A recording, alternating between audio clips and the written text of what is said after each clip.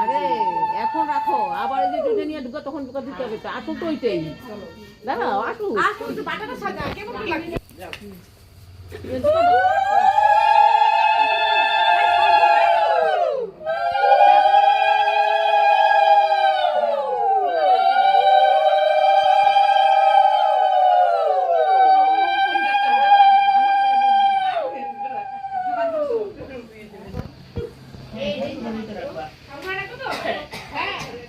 ঠাকুর ঘরে রাখবে তো দিবে না সবারে। না ঠাকুর নিয়ে এসে সবাইকে দাও। আচ্ছা